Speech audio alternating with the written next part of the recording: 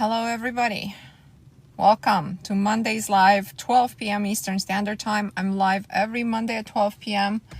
I have regular people who log on. I talk about mindset, how we can get better, how we can manifest our desires, where it is that we're stuck in our manifestation journey. And I don't look at manifestation as magic of any kind, ritualistic of any kind.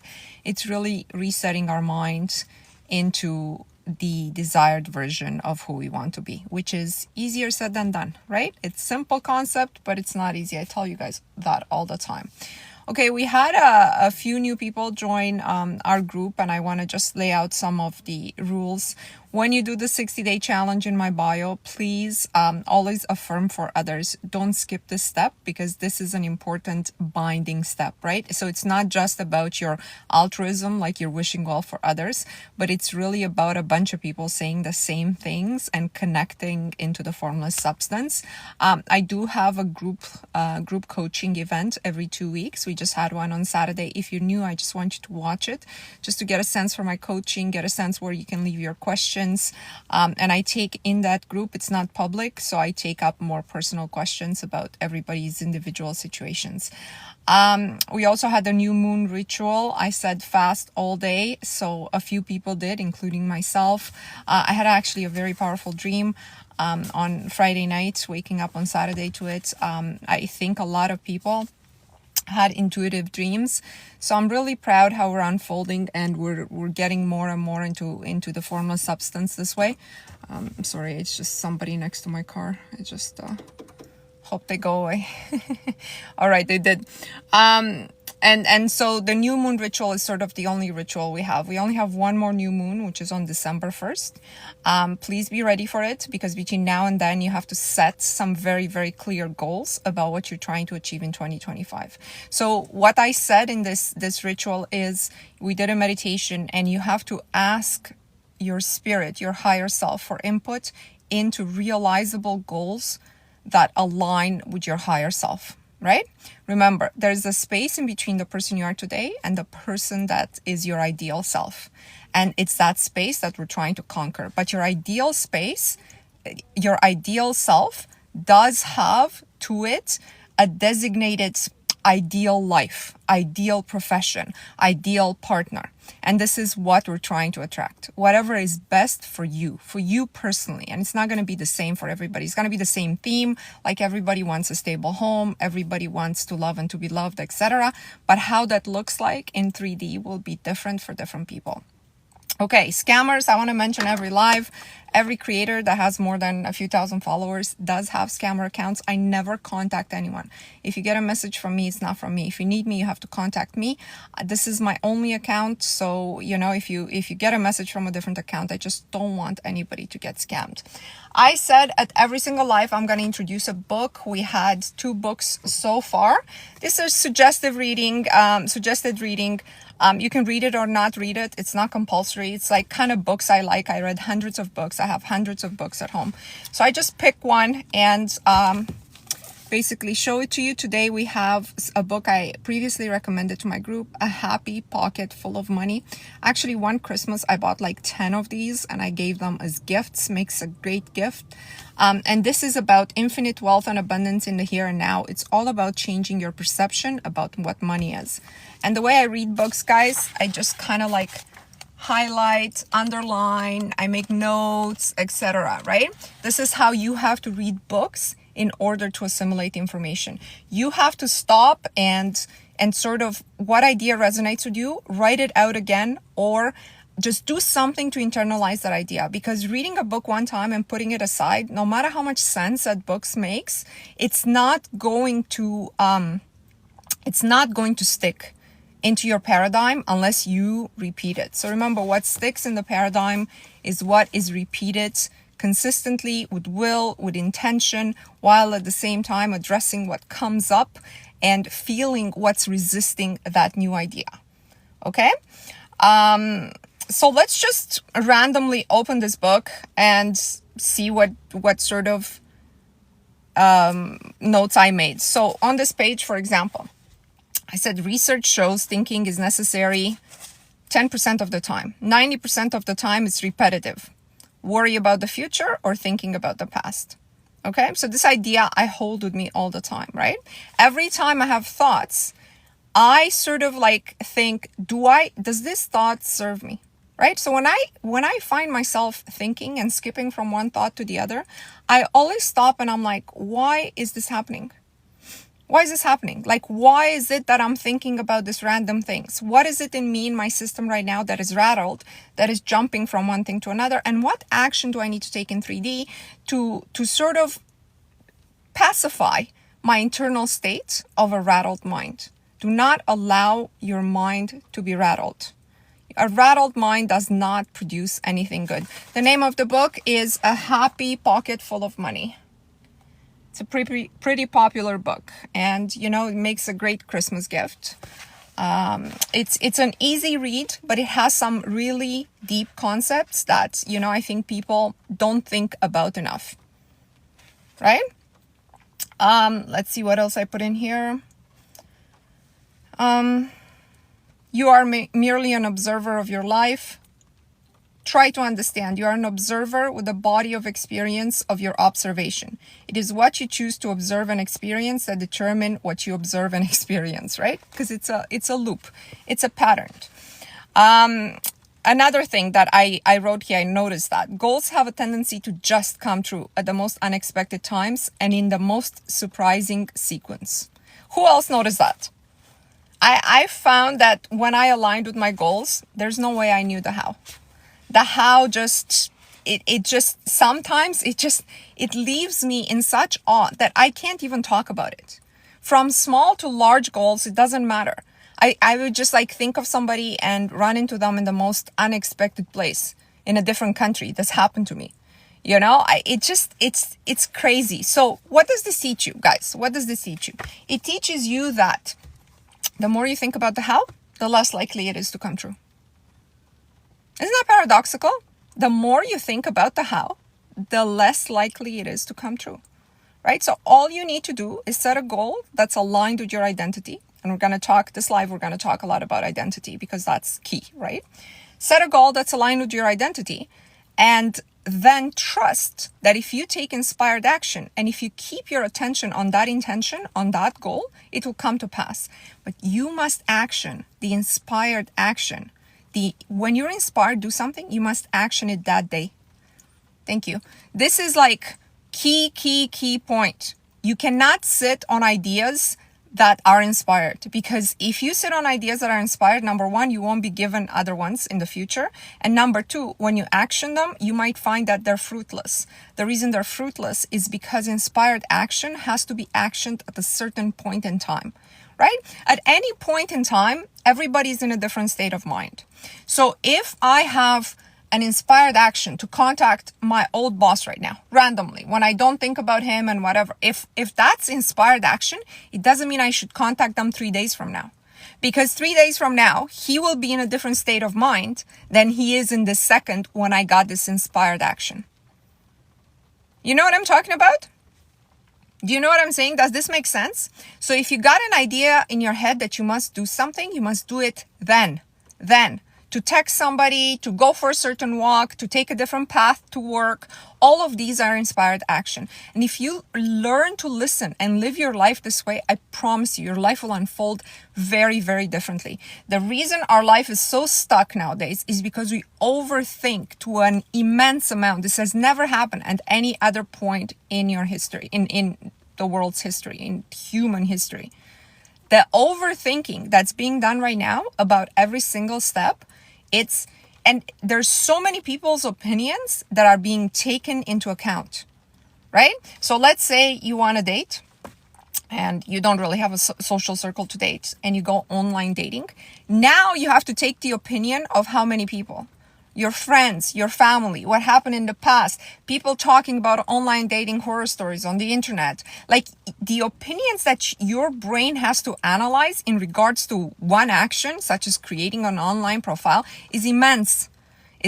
So now your brain is sort of going like, it's rattled. It's going like this over a simple decision. Hey, you gonna do it or you're not gonna do it? If you're not gonna do it, put aside, put it out of your mind. I'm just not gonna do this. I'm not going to do this, okay? Decide. Always be decisive. How do I know it is inspired action and not just a random thought? For that, you really have to know yourself, right? So random thought is thoughts that you're thinking in your state of anxiety, in your state where you don't want to be. So once you do this work on yourself, where you sit, you meditate, you know, if you want to work with us, if you want to work with anyone else, if you want to just have an organized thought and you feel differently than you felt when you felt your life was anxious and going in the wrong direction. Today you feel differently and you have a thought. If that thought is not along the pattern of the person that you're trying to change, if it's not the thoughts she's thinking, it's just a random thought that it's not likely that you think about, it's very likely that that's inspired action. That's the difference. Let me see if I missed something here. You'll have my work. Thank you so much. I'm glad you're taking advantage of it, and I'm glad to be of service. I read a lot. I practice a lot. The more I lead the group that I do, the better I become also. It's not just, so it's a win-win for everybody. I'm grateful. I'm as grateful for you guys as you are for me. Let's talk about identity a little bit, and then I'm going to take some questions that I have and talk a little bit more about the content. So, you know, guys, when they tell you, you got to change your identity, and the person that you are today cannot have the things that you are likely want today, right? The reason for that is simple. If the person you are today could have the things that you desire, you would have them already, right? But the things that you're desiring are probably things that are inspired by your spirit. Remember how we are the spirit, and then we are the ego or the soul, and then we are the body. So these are levels of being, right? So your spirit has a mission in this world. It has a passion in this world. It knows under which conditions these lower levels, like the ego and the body, would feel good under. It knows what the optimal conditions is, and it's constantly trying to show you that and guide you to that, right? And the reason we don't listen, first of all, we're not trained to listen. More importantly, we're distracted by all other things that we're doing every day or thinking every day. And so listening to the spirit, it's actually very difficult in the Western world, right? And that's what you do via yoga, via meditation, via understanding your subconscious, via dreams and other work that we're doing or you can be doing on your own. But if you don't have a practice via which you're trying to understand your spirit and your desire and why it's not yet in your life, then you're doing yourself a disservice. Because what you want to do is sort of ask yourself, why is it that my current identity does not have these things that I desire, right? Let's take something simple, like having a loving relationship, whether that's in a family context, marriage context, whatever they means to you. For most women, it means getting married. So if you don't have it, but you wanted it, and you've wanted it all your life, and you're sort of like 35, 38, and it hasn't happened for you yet, it's time to look at your identity and say, why is it that this is not possible under my current identity, or it's not working out for me under my current identity? Okay, we know marriage has nothing to do with looks, with anything. Do you guys know that show, My 600-Pound Life? It's a show in the United States. Everybody on that show is married. Okay, they're 600 pounds and they're all married. Their spouses take care of them, they wash them, they feed them, whatever. You know, I think you get my point. My point is, don't say I'm not married because, you know, I don't look a certain way, because I don't have X and Y, because no, people of all looks, all socioeconomic structures, they all get married. Okay, it just has to do with your identity. So identity is a set of beliefs it's a set of beliefs that's being held together, that it might be held together by outdated or beliefs that no longer serve you. Beliefs you picked up. Now remember, what's in your mind is not things that you convinced yourself that these are the right things and these are your moral principles. That's not what's in your mind. What's in your mind is 80% what's been put in your mind. Okay, this is why a lot of people think the same lines as whatever group of people they identify themselves with. I did a video on this last week. It's important we talk about it. A lot of that is family. It's your parents. You think the way your parents think. If you don't think the way your parents think, you still associate your identity with a group of people. And somebody asked me, if You wish that all the other people are abundant. Does that mean you're more likely to attract abundance? Because some people are saying if you want everybody to be rich, you will get rich. And I told her, no, this is completely erroneous, because most people do want other people to be prosperous, right? We're all like okay at the core. We're not gonna be very upset if the world is prosperous, right? So the reason that what manifests for you is what's most likely to manifest for the collective that you are associating yourself with, right? So I want you guys to sort of understand very, very clearly what group and what are the top 3 groups that you associate yourself with. What are those groups? Okay, those groups could be anything. They could be grouped by gender. They could be grouped by race. They could be grouped by a habit, like, let's say you feel like you're an alcoholic and that's your identity. They can be grouped by divorced women over a certain age. They could be grouped, whatever you feel your identity is more strong, the strongest connection that you have. I am this. When you think not what you would like to be. Think right now what really is, right? Because to get somewhere, you have to understand where you are now. You cannot get to the North Pole if you don't know where in this world you are.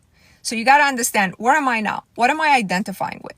And then look at this group of people and sort of understand their identity. Think about them. Think about, how do they see themselves? Do they hold themselves in high self-esteem? Are they the kind of people who go far in life? Are they the kind of people who have victim mentality? Are they the kind of people who help other people? Like, you really have to unpack the top 3 identities that you feel most connected to. Okay, that's how you understand your core beliefs, your daily habits, the way you speak to yourself.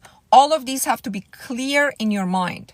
Clear. Oh, I just said to myself, oh my God, I'm so stupid because, I spilled coffee on myself. Why is it that I think that I'm like, why is it that that's just a random accident, spilling coffee on myself? Why is it that the reason my mind right now thought that I spilled coffee on myself is because I'm stupid? So you got to understand not only what's in your mind, but why is it there in your mind? This is where the work is in bettering yourself and improving yourself and attracting better circumstances, okay? You look for patterns. Am I always the responsible one? Am I the one who has to sacrifice in this family? Am I, what's the pattern in your life? In the relationship, are you the doormat? Are you always put in a position where you have to be in leadership when you don't want to be? Like, if you're a woman, do you have to guide all these men as to what needs to be done around here? How to handle a relationship? What is it that is in your identity that's a repeating pattern? You got to understand, why is it that pattern is there? Right? I'm dropping gems. Thanks. I really want you guys to take advantage of it, right? It's like a book. You can't read it one time and sort of being like, wow, this makes so much sense. And then you close it and then you move on. You have to do these exercises that I'm presenting, right? So after you listen to this live, ideally you sit down with a pen and paper and you start writing. What is my physical identity? How do I see myself? What is my ego identity? What are the sets of habits and patterns and things that are going on with me that make me me? And then you sort of can relax into, but what is my spiritual identity? What is my higher self calling me towards? Am I a very talented painter that I can't express myself in the world right now? Am I a mother without a child? Because in my ego identity, I can't seem to find the partner that could bring me that family, the partner that is a match for me, and sort of like in your spirit, you got to understand this gap between your physical and ego identity and your spirit identity. And if you look at it, for some people, this gap is very wide. It's really, really wide because they didn't live in truth from the beginning, right? From the beginning, they pretended they were somebody else, or they wanted to fit in, or they're like, oh, I guess this is what happens in dating. I have to do X and Y and Z, and I have to tolerate X and Y and Z. All of this is bullshit. You don't have to do anything that your core is not aligned with. You don't have to behave a certain way. You really have to live your truth. The less you live your truth, the further you get away from your spiritual guidance. You get further and further away. And as you get further and further away, that message gets more and more blurred. You start thinking, like one day you wake up, you start thinking, shit, I don't belong in my life. Like you almost feel like this isn't my life. It can't be it. Like I don't feel like anything matches me. My job, my man, my, whoever, like it's just the way I'm treated, the way it's not me. It's not, whose life is this? It's not mine, right? Because at the core, your spirit, and sort of you have a different impulse versus there's a different spiritual input, but the output is based on the input of your ego, if this makes sense. Let me take a sip. What else I want to talk to you about? Okay, and then what you need to do after you've understood your identity and understood where your identity comes from, you have to look realistically and say, does me identifying with this group, this collective, does it serve me or not really? Like, does my loyalty to, my group of victim friends, okay, who are always wronged by men, and we're a group together that meets to talk about our dating stories and whose TikTok feed is full of how men on dating apps suck, okay? Is that identity serving me in finding a partner? Is that who I am? This girl who has this funny dating stories because they go nowhere and I entertain people with it? Does that serve me in my quest? Okay? Does this identity of the government is out to harm us, taxes are too high, young people can't buy homes, I identify as whoever that just can't get ahead because I'm not part of this group that seems to always get ahead. Does this identity serve me? Do I want to stay in it? And what you got to understand is identity is always a choice. It's always a choice, okay? We know, luckily, in this day and age, we know people from all sorts of backgrounds succeed. From all sorts of initial conditions, they get married. From all sorts of, if you give me a scenario and you're telling me I can't get from where I am to this person, I'll give you an example of a person who came from your exact background and did. We know this, right? We know this with the internet. Luckily, we have those examples. But the way your brain rationalizes it, it's now, even when they see that example, it's like, oh, that's just an exception. That can't be me. So you have to dare to believe that the way that person was worthy to be an exception, let's say if that's what your mind can believe, you are also worthy to be an exception. You are also worthy. You can make it in this life. You can. But probably not under your existing identity. Probably not if, I'm going to read what she said, like this person who's this queen who's in our group. And, she's feeling, you can tell from the tone of her note, she's feeling now over 40, never married. She's feeling like a leftover. Okay, she's saying society is not really accepting me. It's not, I would have been better off if I was divorced and a divorced woman in my 40s than never having been picked. Because her identity and the way she was raised and the way she was taught to look at women like this is that. And so automatically she falls into that identity. And so you gotta sort of understand where you are, why you're identifying yourself that way in order to become the exception, in order to sort of move on from that, because you can't do it just by having any identity from that identity and affirming, I am with my perfect husband. I am with my perfect husband. Those affirmations are hitting that paradigm, you're a leftover, and going like this, like, no, you're leftover. No, this is what's happening. So you got to understand what's happening in order to change it, right? I feel disconnected from current circumstances, but I'm struggling to maintain the new vibration. Yeah, I mean, the new vibration is not easy to maintain. Of course not, right? So don't expect your new vibration to be easy to maintain, guys. I hate when these coaches, they tell you, oh, it's so easy. I switched my mindset and now I'm making millions. First of all, I don't even think that's true. But anyway, your current identity will fight for its survival. Of course it will. Every energetic system wants to keep on going. So when you tune into that new vibration and it feels more and more different than the person that you are, that new vibration needs constant fuel, constant for a long period of time. Okay, if you watch neuroscientists now, they tell you to form a certain pattern of behavior, it takes between 12 and 18 months. You can't just wake up in a new vibration and you're like, I've changed from now on. Then something happens tomorrow, you're like, what happened to my beautiful new vibration? No. You need to constantly fuel it, right? For example, tune into these lives, okay? You need an anchor. You need an anchor of something that you do all the time. That's why I created the 60-day challenge. You need an anchor. You need to do something every day that keeps you in the mindset.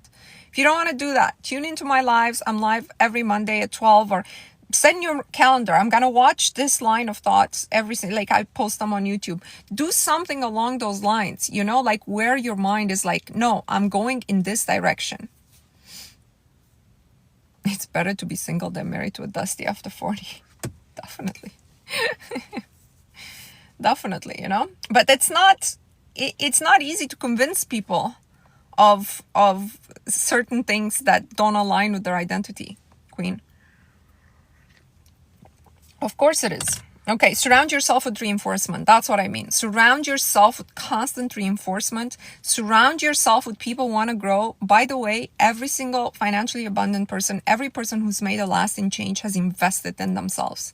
The number one thing you're going to need to invest in this work is your time. Your time. Okay, and then you have to have discernment as to the resources that you follow and that you read. And you have to sort of find a group of people, find that are really like, I want to do this and I'm going to stick around and do this. And I'm not going to expect changes within 30 days. I'm not going to expect, if by the end of the month, I haven't got my Lamborghini, it means it's not working. It's not that. You have to surround yourself with constant reinforcement and with people who want to grow. People want to complain. People want to stay in a victim mentality. People who just don't want to take responsibility that part of the reason their life is as it is because of their thoughts. Those people you cannot associate with, or you're going to stay behind. You're going to be left behind with them. Is it okay to consume content that I don't identify with because it's entertaining? What's entertaining to you will not necessarily be entertaining to the new you. So depending what you mean. If you're watching, I don't know, a comedy show, or are you entertained by watching another person's drama? Are you entertained by watching crime shows? Depends what you're entertained by. And sort of like, you already know the answer, right? So if you're consuming content like you're watching the Kardashians, because, it's funny to look at their lives and stuff. But meanwhile, the 2 hours a day that you give to them, you've given yourself 10 minutes to do something for your mind. That's not a good trade-off, right? So that means the entertainment that they've entrapped you in is something that's deterring you from moving further, right? Because if I watch a show for an hour, that means I have to give myself now 2 hours. I have to give myself double the amount that I give to this kind of distractions in order for me to advance.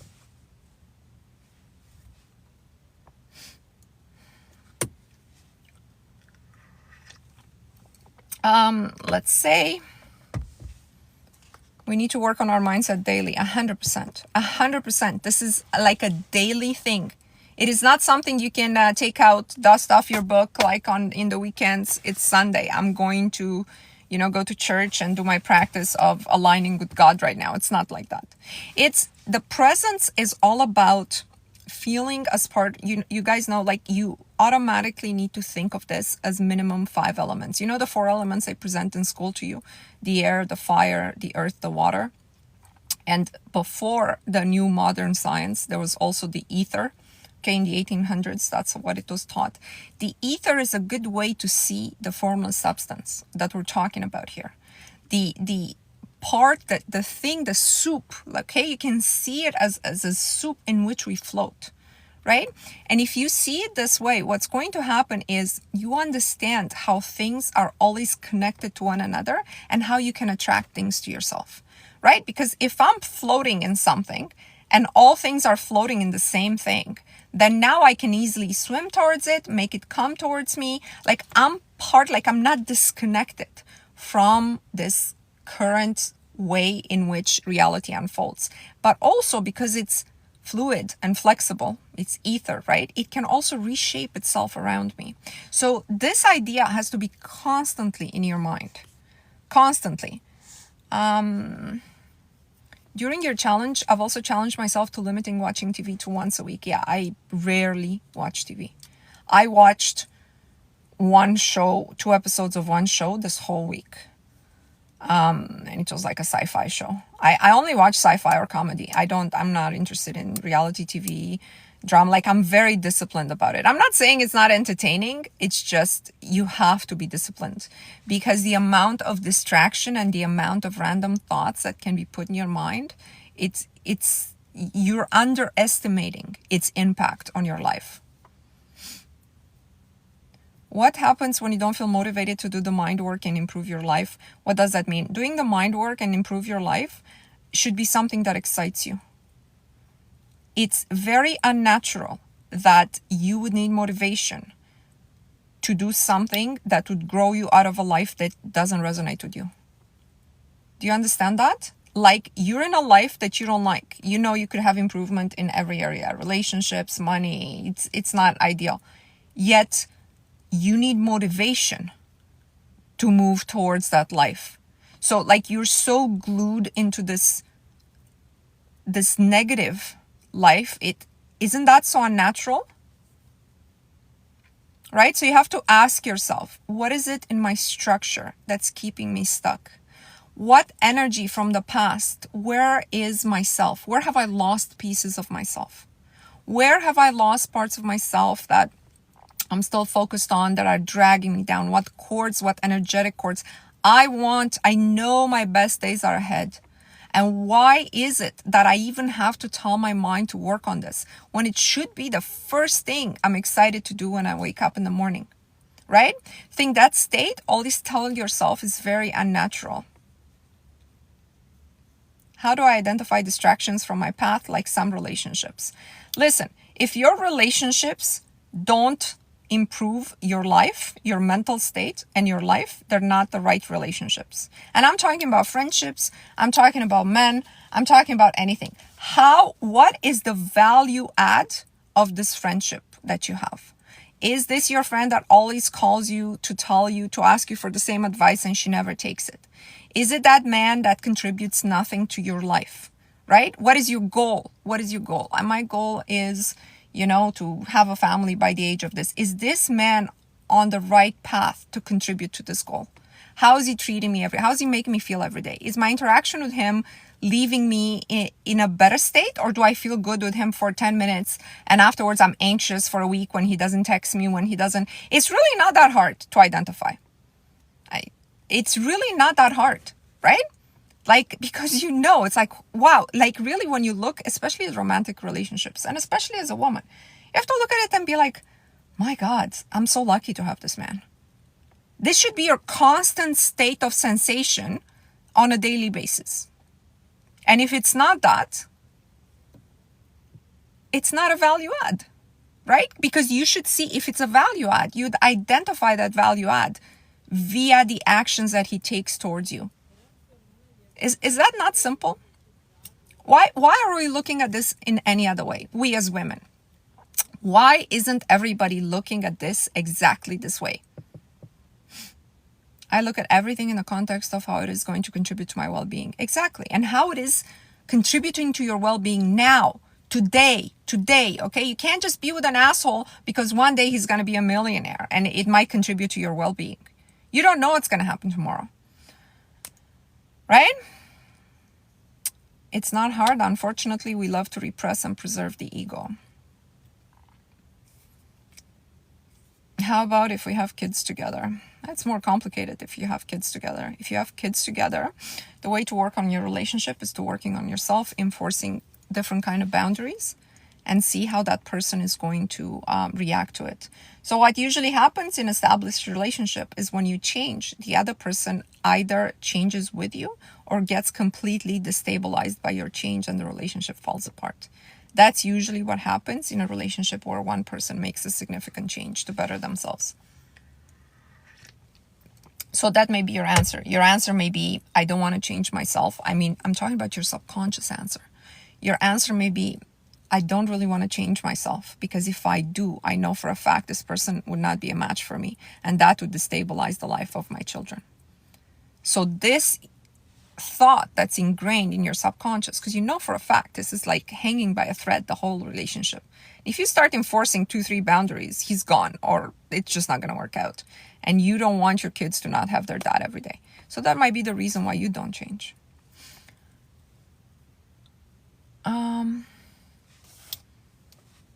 What do I put on my hair? I think that was just genetic, guys. Honestly, I use Pantene. I don't know. I switch between like all sorts of Head and Shoulders. I don't do anything special. Yeah, thank you, Mona. I've been with you for a year. You have helped me a lot. I know I need to email you. Okay. Well, I'm glad this is really helping. I want to get into some of the questions.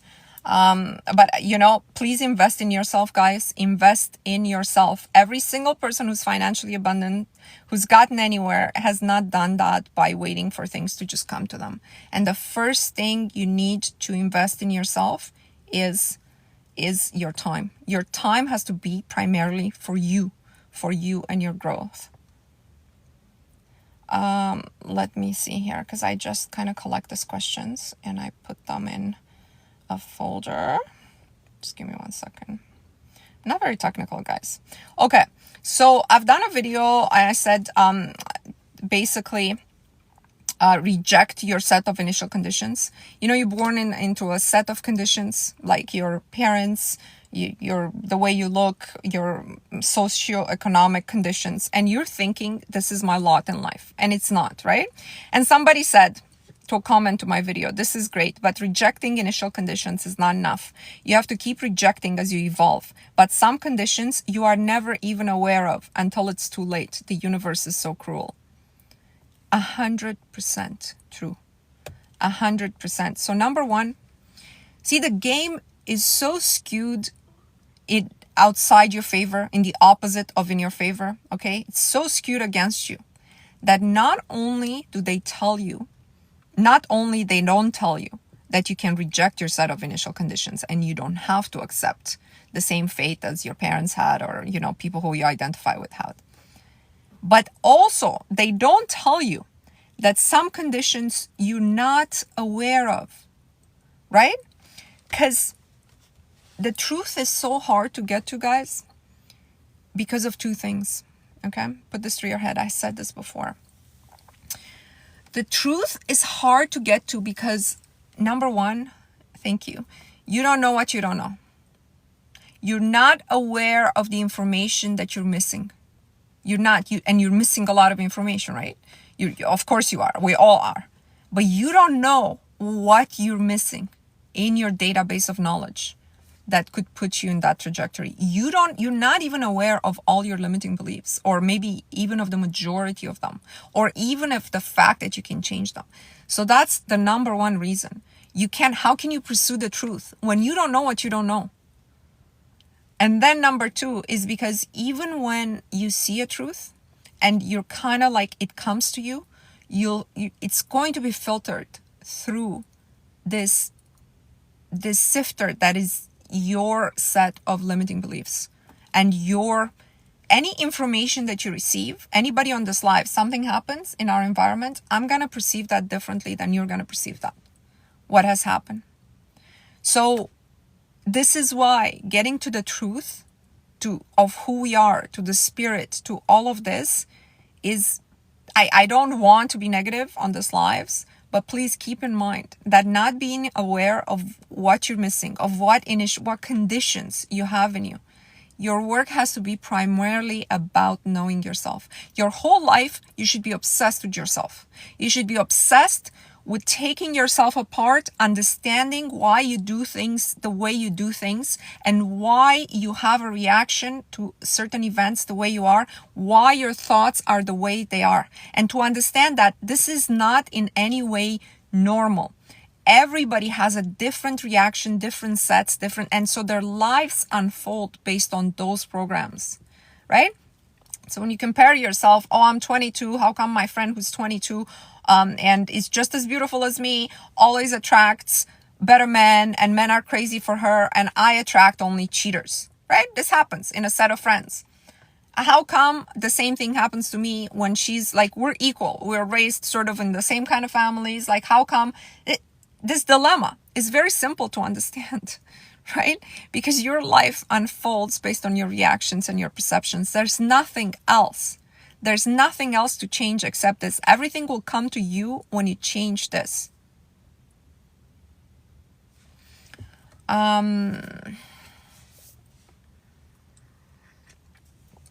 Let's see. Yes, obsess with yourself. Obsess with yourself, and ask for guidance from spirit. What am I missing? What am I missing? What information would benefit me right now that I don't yet know? Okay. Somebody says, do we have the option of recalling new memories from a new life, new timeline, and forgetting the old memories entirely? So I think what she means here is changing the structure of the ego, okay? So first of all, no, you cannot forget all your old memories entirely, because that means you would have, Alzheimer's. And we all know people with Alzheimer's, what happens to them? They're in a state of fright, like they're very scared and very confused, right? Because the way the human mind operates, it needs to have an anchor in identity always. We're not, like, we can't be wiped clean, okay? Clean slate, and then design the person we want to be. It doesn't work this way. Knock on wood, okay? Again, that's Alzheimer's. So what you need to do is slowly pick out the weeds, replant. Pick out the weeds. Now the weeds will come back. It's not like, oh, I'm going to pluck this negative belief now once and for all. It doesn't work that way. It will keep coming up and up and up, and you have to keep plucking it and plucking it until, you're tired of plucking it, but you have to do it over and over again, okay? So slowly, to populate memories from your new lifetime, you have to convince yourself not only that those things are actually happening to you, but that you are also the person that deserves those kind of things. And I'm assuming her new lifetime obviously includes positive experiences that you would like to have. So no, you can't just erase your old memories and then put new memories in there. You can't, right? Like you won't be able to live life like this. So you have to do it step by step. Stop looking for easy solutions. The solution here is simple, but it's not easy. You have to do the work. Why do I feel like I lose my calm and my balance with my father's child return, or would your child's father return? Listen, when somebody from your past comes back in your life, what happens is the sense of our old identity comes back, and it might be out of balance. This is why I promise you guys, I never look up anyone from my past. I don't know anything about them, and that's how I like it. Okay? I don't know, like the only person that I have contact with is obviously my child's father, because he's, in her life on a daily basis. But I don't look up my childhood best friend to see what she's up to. Because if we fell out of touch, I feel like there's a reason for it. And any sort of, when the mind goes there, it's not going to match my new self. Are you saying there's no way to disintegrate negative beliefs? No, that's not what I'm saying at all. I'm saying you have to do it step by step. You can't just erase them and put new ones in there. You can just erase everything you think and then put all positive beliefs there. You have to do it step by step, and then you have to check that you've actually done it. And how do you check? Is your reaction to those triggers for those negative beliefs has to be different. If it's not different, forget it. You haven't done anything, or you need to do more. I look up old people and I'll shock the old negative. Yeah, listen, you're not going to find anything in the past that you moved on from that's going to make you feel good. Okay? It's not, there's no point. You have to believe that the best people are yet to come in your life, and the best experiences, the best days are always ahead. Let's see. Oh, I was reading these questions. I don't have too many. Okay. So somebody says, in my experience, accepting less than what I want. So let's say you ask for something and you get something that's not quite that, but it's not bad. So, lead me to lose. So in my experience, accepting less than what I want led me to lose it very quickly once I aligned back to my true intention anyways, sometimes making my original situation even worse or pushing greater or more almost reckless change from the universe. I think to think of it as a test from the universe, like to see if we will accept, settle for less than what we truly deserve and believe it's ours. I hope this makes sense. I think she was replying to somebody who's saying, if I didn't get exactly what I want, what should I do? So look, my advice here is, it depends what it is, okay? It really depends what it is. So for example, the way you would look at your love life is different than the way you would look when you're manifesting a new car or an object, okay? Because your love life is so much more important long-term than the object of the car. So when you go from one belief like, I am not good at money, I don't know how to make money, and you're thinking reversing this is going to take, I am good at making money, and I can make a lot of money. I think in here, there may be a missing step or two, depending on who you are, okay? So there's nothing wrong with doing step by step to saying like, I am learning more and more each day how to better attract wealth and handle money before you go to the ultimate, okay? So with a car, as long as it's a step ahead, I think accepting it does not mean that your ultimate object isn't coming. By the way, when you desire an object, your desires can change completely over time. So if you're driving a Honda and you'd like to drive a Ferrari, but in between there's a Land Rover presented to you, I don't think you would be like, I'm not going to take this. I'm not going to accept this because I'm ultimately looking for a Ferrari. No, it just means like you're slowly aligning with a better and better version of you. So when it's an object, guys, please don't call me. I don't take calls during my lives. When it's an object, it's nothing wrong as long as the object you're being given, as long as the job, even the opportunity or something that you're stepping into is better than what you had before. There's nothing wrong with doing life step by step as you're changing your identity, as you're aware and sort of assess, what is it that I changed from this to go from a Honda to a Land Rover? And what is it that I still need, but why am I not at the Ferrari yet? You know, if that's what you want. Why am I not in this type of job yet, if that's what I want, right? So I don't think it's necessarily true. But with your love life, okay, because the impact of your love life is so serious on your whole energetic system.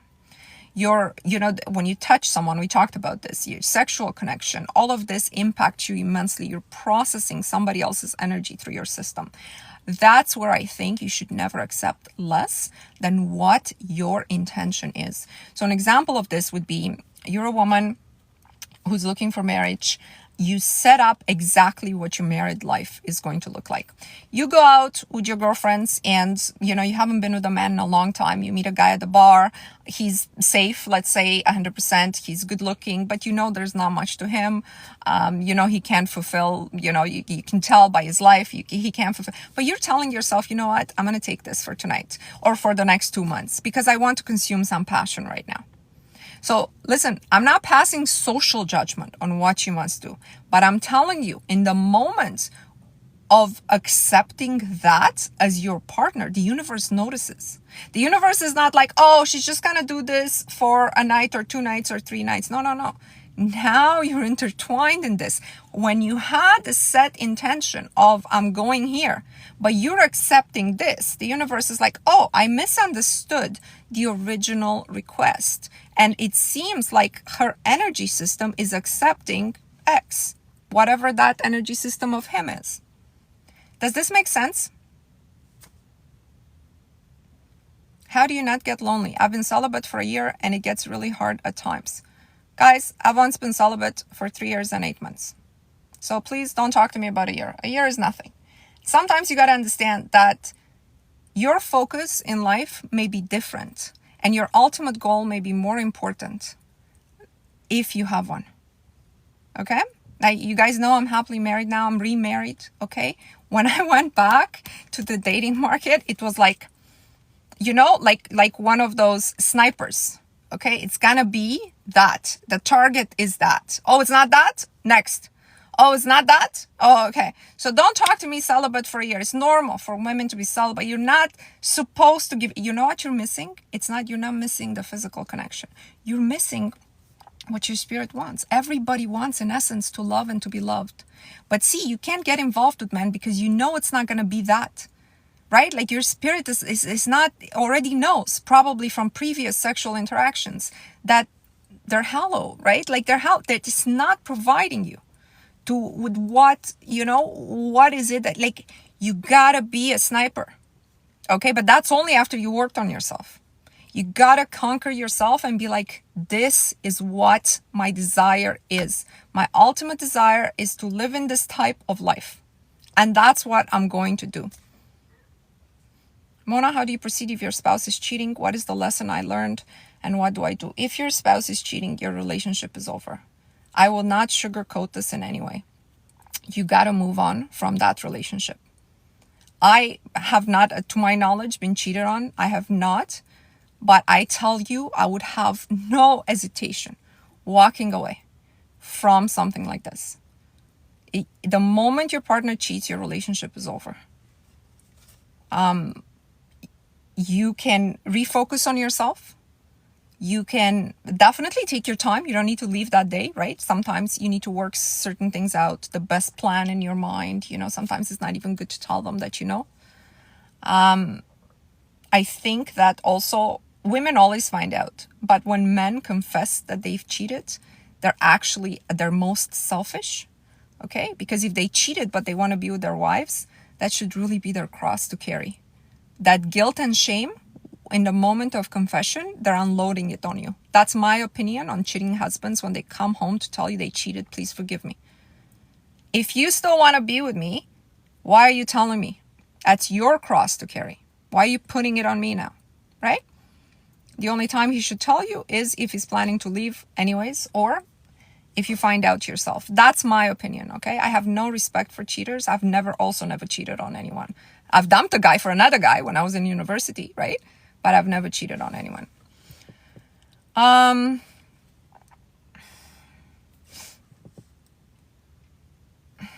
He has not revealed he has cheated. I found out myself. Yeah, okay, so you're in a good position. Okay, at least be thankful for that. Be thankful that you're in a good position to analyze what's going on now. You have time. Don't tell him that you know yet. Have your plan. Whatever you want to do. Even if you still love him, you still want to be with him. Guys, I would stop loving a guy so quickly if he cheated on, like so quickly, like in that freaking second. But I might not say right away. I might be like, let me look at the bank accounts, like me make a plan right now. You know what I mean? Like I'm not going to make a decision based on ego and he comes home like hit him with a pan over the head or something like that. No, I'd be like, let's think this through, And I would also think, depending where I'm at, if I know I've been super insecure, if I know I have put him first, if I know I have put my growth, my looks, my time on hold for him, for the family and stuff, then I'd be like, I need to do better on that next time around. Okay? Because if you're not your own priority, I'm telling you, men, if you are their priority, they don't have time to cheat. And the reason you're not their priority is because you're not your own priority. He's your priority. He's your priority. Your number one priority, like I cook if I have time to cook. I don't know if I have time to cook. If I'm rattled, I might need to meditate for 2 hours. After I finish my work. Like, because I'm my own priority. Let's see. Queen, I'm very sorry that happened to you. It's not that I don't feel I get, angry, okay? But what angers me most is when women don't prioritize themselves. And I wish I could get this message across really, really well. Don't worry about what he's doing. Worry about what's good for you. Don't worry, okay? Like, people are gonna do whatever they want to do, not whatever you want them to do. All you can do is at every single point enforce boundaries. Enforce boundaries. I'm not gonna take less than X, Y, and Z, but that's on a daily basis. Guys, don't call me, please. We'll talk more about this on a different live because we're nearing the end. But I do want to help women who are going through something like this as well. But I am told I have a lesson to learn. I just gave you the lesson. You need to prioritize yourself. That's the only lesson you need to take from here. There's an error in your thinking where you haven't been your own priority.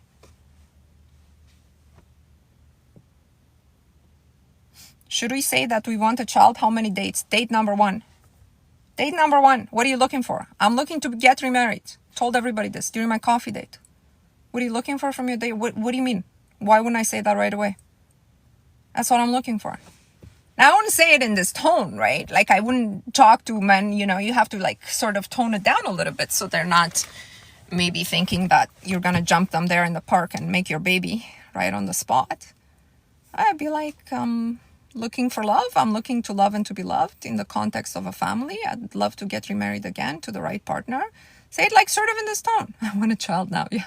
Lily, right now. Drop your pants. I want to make sure I didn't miss anything. You guys are so funny sometimes. Not date number 1. My goal in date, guys, remember, do not date without a goal. Why you dating is important. Unless you're dating like I dated for the first year after I got divorced. I just wanted to go on dates. I just wanted people to tell me I look pretty. And I didn't want to get involved with anyone. I wasn't ready for anything sexual. So I just wanted to go on dates. I want to be taken out, right? So then I don't need to tell them what I'm looking for. I'm just looking to see what's out there. I don't know. I haven't dated in like whatever long I was married, So I want to see where people are at. Tell us more about manifestation, especially during financial crisis. The moment you say financial crisis, you're already associating yourself with the fact that it's hard to make money. That's what you're saying in that.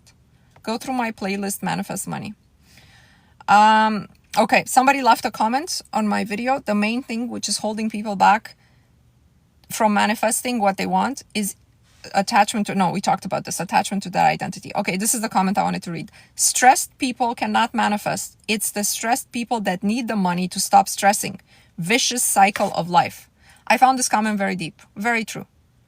So stressed people cannot manifest. It's the stressed people that need the money to stop stressing. Vicious cycle of life. Very true. You cannot manifest. You cannot bring anything to manifest. We're manifesting all the time. So even under your stress state, you're manifesting. You're just manifesting things you don't want. You're manifesting. You're constantly manifesting the content of your mind. That's what's happening. But what he's saying is you're not going to manifest what you want from your stress state. Self-regulation, the peace and harmony that we always talk about, and keeping our mind focused is key. You can't do anything without it. You can't do anything. You have to be mega relaxed, mega trusting of the process. And you're not going to achieve that from your first meditation. That's why I'm telling you guys, when you embark on this path, it's a lifestyle in which what you have to do is simple, but it's not easy. And it's okay. I prefer people to think it's not easy because then they don't give up. They're like, yes, this is the work that I have to do every day. And I love working on myself because I love myself. I love myself. You'll be able to stop stressing step by step by understanding to trust this process, by looking at people who have done it, looking at people who are just in your set of initial conditions and they've been able to move up from it. And not dismissing that to chance, but understanding that they're different. They're different than you are, right? They come from the same place. They were maybe like, when I say the same place, I mean like maybe they also had $100 left in their bank account, just like you do today. And how are they different now? Like within, and then you're like, what actions can I take on a day-to-day basis to convince my mind that I'm also this person? Like this person, probably when they come in a group of people, they introduce themselves first. You notice this? Rich people, successful people, when they walk in, they introduce themselves first. They're not shy, but they also have like the social cues to be like, oh, okay, this and that. Like I'm talking about the good ones, not the ones who walk in arrogantly. And, I'm talking about the kind of rich people we want to be. So this is how you do it. You watch this live. If you haven't watched it, it will be posted on YouTube because I gave you some exercise regarding to your identity that you have to unpack and see sort of what's in there. For everybody's going to be different. Okay. I saw a video from Barack Obama. Okay. And I took a screenshot of it because I really like this video and it goes with what we're talking about right now. So Barack Obama says, once you get a seat at the table, you realize that people are not all that. And what he's saying is that when he was coming up, okay, and he was thinking going to Harvard is, the best thing or what have you. And when he got to Harvard, he realized those people were not all that. Of course, there are some good people. There are some mega intelligent people. But the majority of people, he was surprised to see, and then when he got in, the World Forum, he realized a lot of those people, he had imposter syndrome. So he was like, do I really belong here with this smart people who really know who are running this world and all this stuff? He finds that people are not exactly all that. They're not all that, right? And so when you look at these people and then you're like, I could never be that. I could never, there's such a difference between me and them. Please understand, there really isn't that much of a difference between you and them. There really isn't. They're not all that. The people who make decisions in this world, the people who are in charge of things, the people who succeed, the people at a smaller level, the people who get married, the people who never get cheated on, the people, they're just doing something a bit differently than you. But they're not, oh my God, of course, like she's so much higher than me.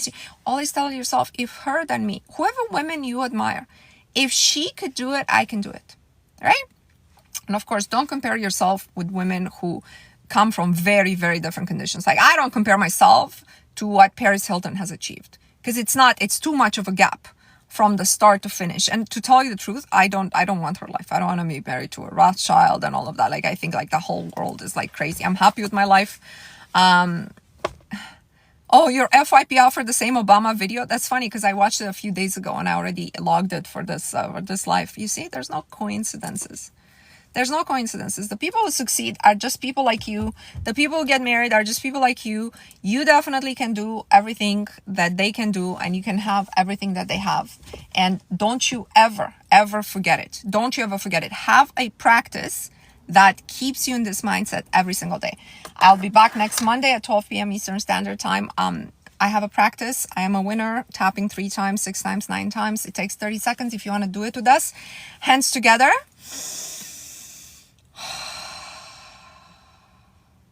I am a winner. I am a winner. I am a winner. I am a winner. I am a winner. I am a winner. I am a winner. I am a winner. I am a winner. I am a winner. I am a winner. I am a winner. I am a winner. I am a winner. I am a winner. I am a winner. I am a winner. I am a winner.